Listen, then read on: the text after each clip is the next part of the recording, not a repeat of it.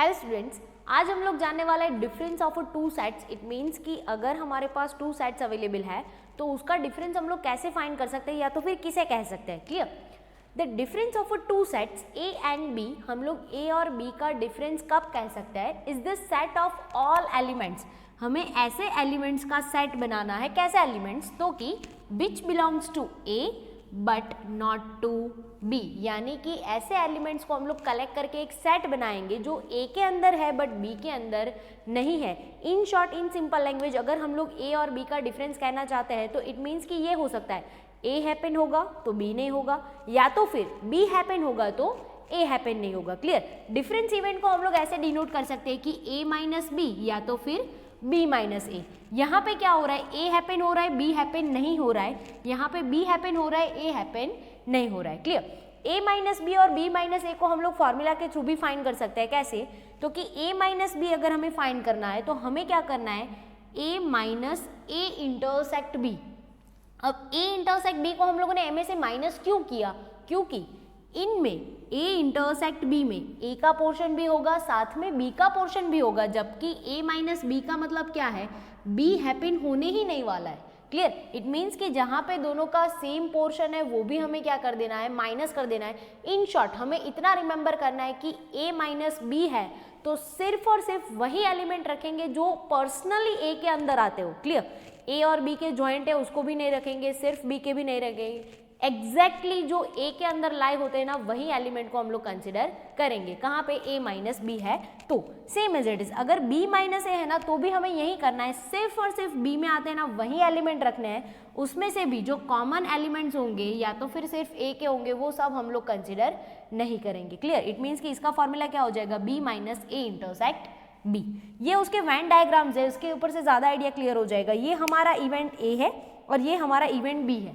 ये डायग्राम है ए minus B का। अब आप देख सकते हो कि ए का पर्सनली एरिया, ये पूरा सर्कल ए का है, लेकिन ये वाला जो एरिया है ना उसके अंदर बी का पोर्शन भी अवेलेबल होगा। तो इसीलिए हम लोगों ने क्या किया? ए का जो सर्कल है ना उसमें से ये वाला जो एरिया है ना उसको क्या कर दिया?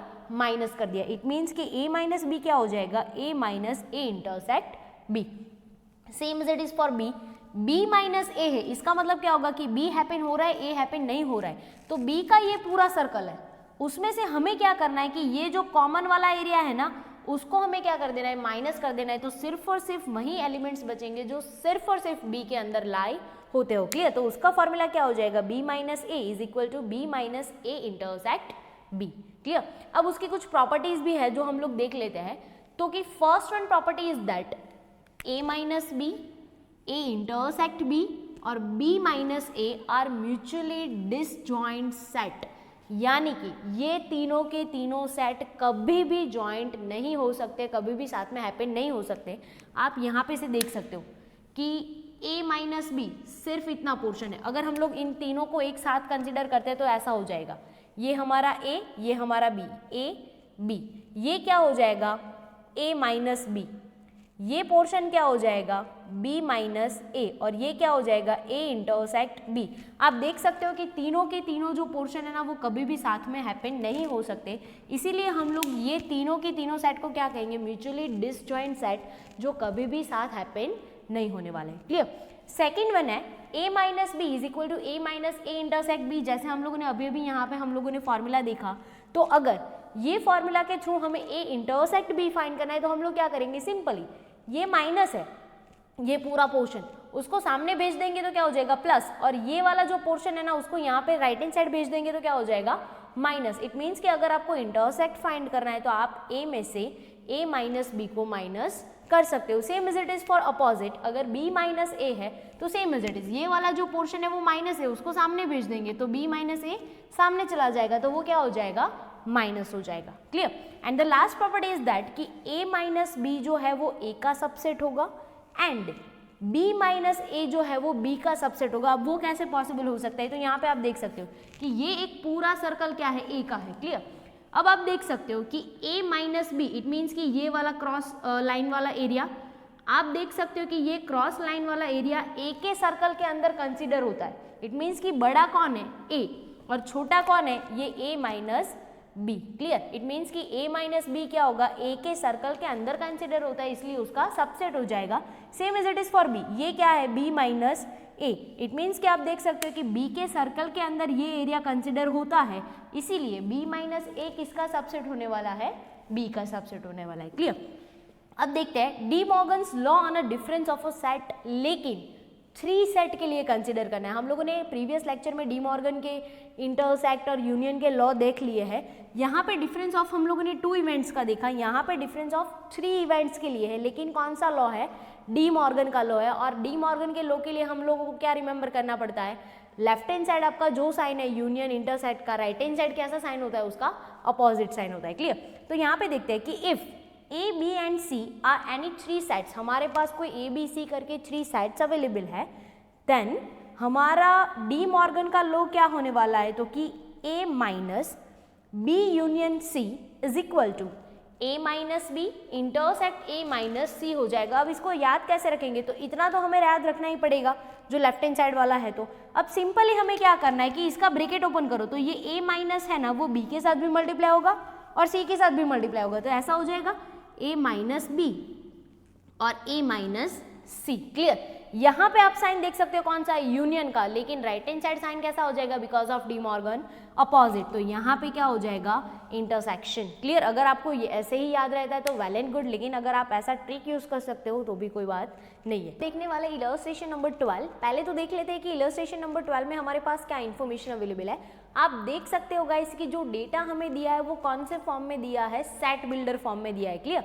इट मीन्स कि पहले हमें क्लैरिफाई करना पड़ेगा कि कौन से सेट के अंदर कौन से नंबर जाएंगे। क्लियर? फर्स्ट ऑफ ऑल हम लोग देख लेते हैं कि ए के अंदर कौन कौन से एलिमेंट जाएंगे, तो कि x/x लेस देन और equal to 9 and x belongs to n, यानी कि नेचुरल नंबर है और लेस देन और इक्वल टू 9 लेना है।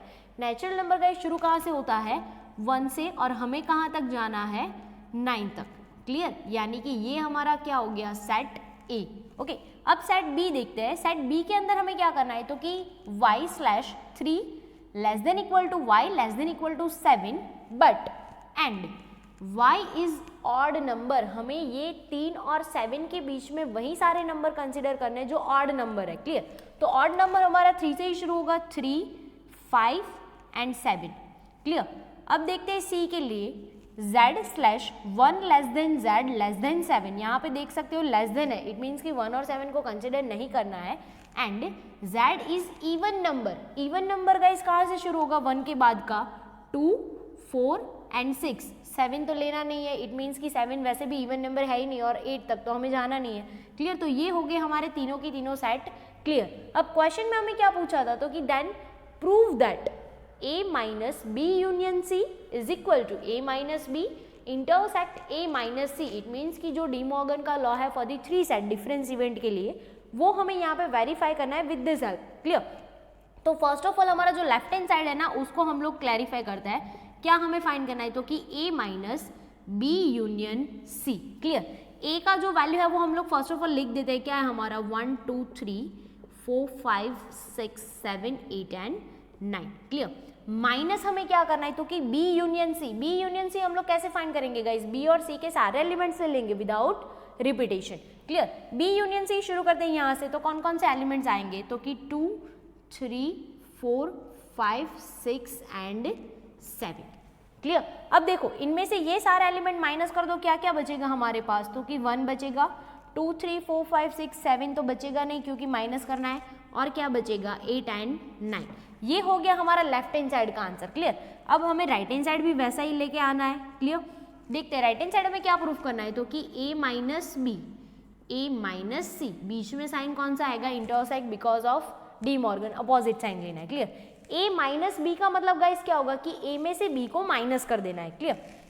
A का जो वैल्यू है हमारा, यहाँ पे आप देख सकते हो ये पूरा A, उसमें से B यानी कि 3, 5 और 7 हमें क्या करना है, कट कर देना है। तो कौन कौन से एलिमेंट बचेंगे A माइनस B के लिए, तो कि 1, 2, 3 नहीं आएगा, 4, 5 नहीं, 6, 7 भी नहीं, 8 एंड 9।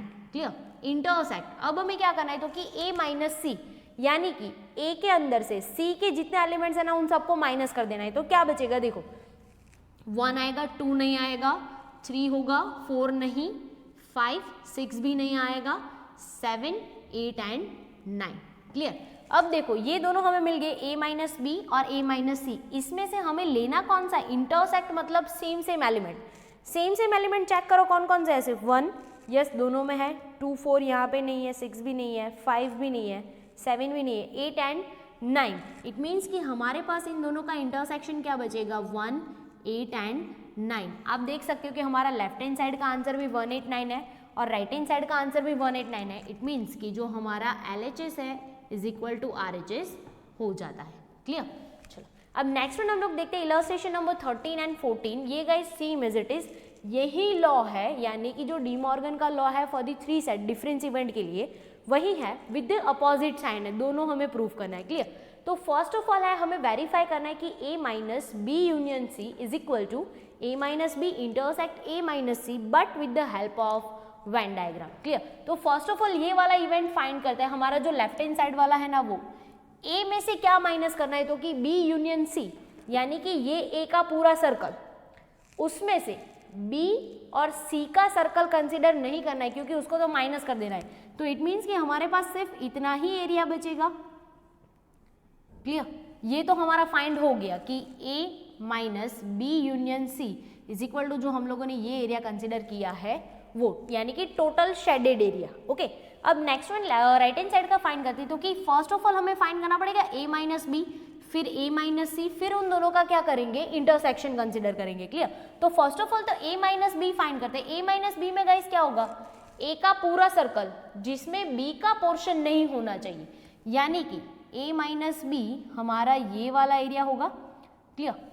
नेक्स्ट वन हमें क्या फाइंड करना है, a minus C. It means कि ये a का पूरा सर्कल जिसमें c का सर्कल नहीं होना चाहिए, यानी कि हमारा ये वाला एरिया कंसिडर हो सकता है। क्लियर।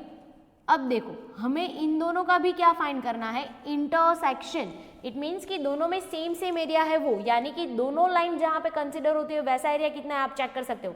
यहाँ पे जो एरिया कंसिडर हुआ है उतना ही एरिया यहाँ पे भी कंसिडर हुआ है, चेक्स वाला जो एरिया है वो। इट मीन्स कि हम लोग ऐसे दिखा सकते हैं कि हमारा जो a माइनस बी है वो ये वाला एरिया है, हमारा b माइनस a माइनस सी जो है वो ये वाला एरिया है, और हमारा जो दोनों का a माइनस बी और a माइनस सी दोनों का जो इंटरसेक्शन है वो कौन सा वाला एरिया होगा, ये जो चेक्स वाला एरिया है वो। क्लियर। आप कंपेयर कर सकते हो कि दोनों का एरिया सेम कवर हो रहा है, यानी कि with the help of Venn diagram हमने ये भी प्रूफ कर दिया। सेम एज इट इज यही लॉ हमें प्रूफ करना है in illustration number 14 but with opposite side. यहाँ पे आप देख सकते हो कि यूनियन है तो यहाँ पे क्या हो जाएगा, इंटरसेक्शन, और अगर यहाँ पे लेफ्ट हैंड साइड इंटरसेक्शन है तो राइट हैंड साइड क्या जाता है, अपोजिट साइड, यानी कि union. Clear. Same as it is law है कि हमें ये रिमेंबर करना है, फिर a माइनस को इन दोनों के साथ मल्टीप्लाई करो। इट मीन्स क्या हो जाएगा, a माइनस बी और a माइनस सी। यहाँ पे इंटरसेक्शन है तो साइन हमें कौन सा रखना है, सामने यूनियन का रखना है। क्लियर। तो फर्स्ट ऑफ ऑल ये फाइंड करते हैं तो कि a में से हमें क्या माइनस करना है, तो कि b इंटरसेक्ट c, यानी कि b और c का जो सेम एरिया है वो a में से माइनस करना है। सेम एरिया b और c का ये वाला है।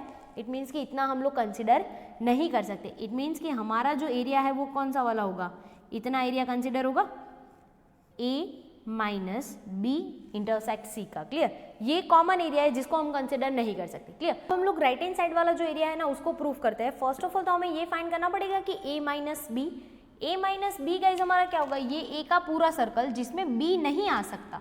इट मीन्स कि यहाँ से इतना वाला जो एरिया है वो हमारा क्या हो जाएगा, a माइनस बी। तो यहाँ पे हम लोग लिख देते हैं कि a माइनस बी, यानी कि ये वाला जो लाइन हम लोगों ने शो किया है वो। नेक्स्ट वन हमें क्या फाइंड करना है, a minus C. It means कि उसके अंदर जो c का सर्कल है ना वो नहीं आ सकता, तो इतना हम लोग एरिया कंसिडर कर सकते हैं a माइनस सी के लिए। a माइनस सी हमारा ये जो वर्टिकल लाइन है वो। अब हमें कंसिडर क्या करना है, इन दोनों का यूनियन कंसिडर करना है। इट मीन्स कि सारा पोर्शन जितना टोटल शेडेड एरिया है वो ले सकते हैं without repetition. Clear.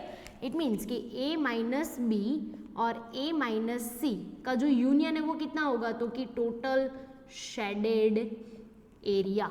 Clear guys.